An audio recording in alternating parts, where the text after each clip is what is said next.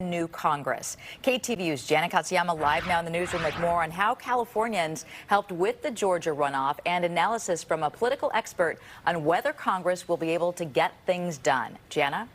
Julie and Mike, many Democrats in California worked long hours calling and texting people in Georgia to get out the vote in that critical runoff.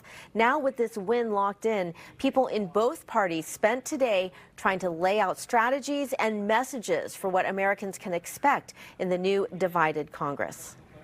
Senator Raphael Warnock's runoff victory in Georgia is being celebrated by Democrats nationwide. We were here all day, usually between 10 a.m. and I'd say about 6 or 7 p.m. at night because of the time zone change. It's a relief for hundreds of San Francisco Democrats who worked up to the wire, calling and texting Georgia voters. It was definitely a payoff for all of the hours everybody put in. The question is, how much can Congress get done now that Democrats have locked in a 51-49 majority for the Senate and Republicans are taking the House? One of the things I hope to do as leader is, even in this new electoral climate, is reach out to Republicans. There's basically three things that the Senate does. It passes legislation, it confirms nominees and treaties, and then finally it does investigations. Professor Henry Brady of UC Berkeley's Goldman School of Public Policy says expect to see a flurry of judicial appointments. Now the Democrats will fully control the Judiciary Committee. That means they can get their nominations out of committee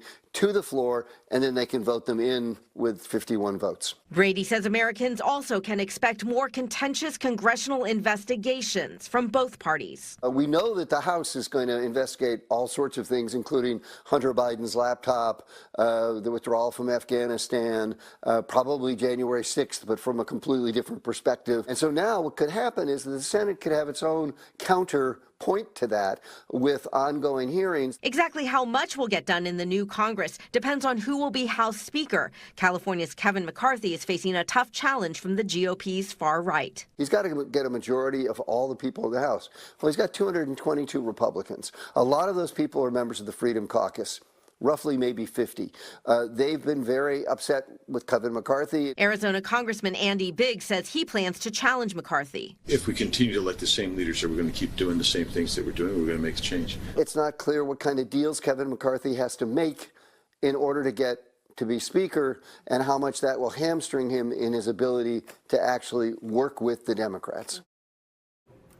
And Professor Brady says McCarthy and moderate Republicans could be willing to work with Democrats on issues such as health care and trade. But if there is a congressional stalemate, he says that could hurt the American people. Julie. Jana Katsuyama reporting in the newsroom tonight. Jana, thank you. Today.